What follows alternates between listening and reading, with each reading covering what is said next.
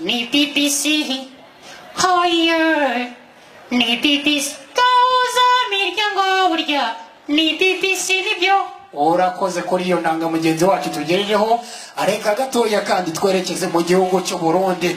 Umukuru w'igihugu cy'u Burundi nawe nyine aragaruka ku kamaro ko guteza imbere impano z'abantu batandukanye, cyane cyane akavuga ko neza yuko mu bijyanye n'umuziki naho nyine bifite akamaro kadasanzwe, cyangwa se n'izindi mpano zifitiye akamaro ikibano. Reka twumve mugenzi wacu Leos Nyongabo atugeze yayo makuru mu Burundi. Uko bigaragara hari mu bikorwa rusangi aho nyene aho bari bubanza yagarutse ku kintu gikomeye cyane, icyo nacyo ikijanye n'umuziki cyangwa kuririmba mbere n'ibindi nabyo bitandukanye bishobora guteramisha abantu mu bikorwa. Ibyo ni ibintu bidasanzwe. Reka twumvirize umukuru w'igihugu.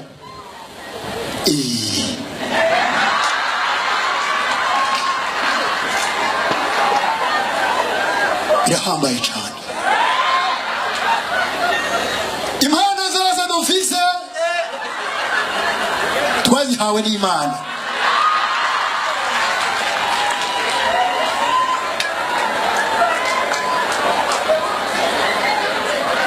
Twazihawe n'Imana. Mu bikorwa rusangi ata muziki ntagishoboka.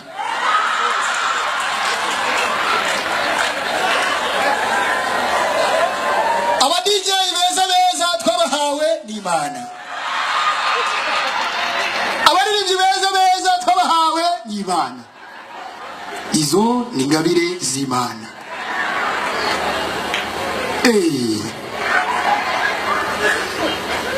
Ugiye gusenga baratazira Imana, ukumva koko uvuyeyo uri mubkiwe.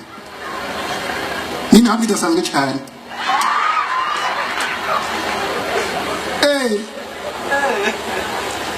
DJ shabuka kaziki. Hari genzo kwicara shimira Imana ya. Hari genzo kwicara. Karimbo nkako karimo uratekaniwa cyane. Imana gitanga ibintu bikomeye cyane itibagiwe igihugu cyacu cy'u Burundi.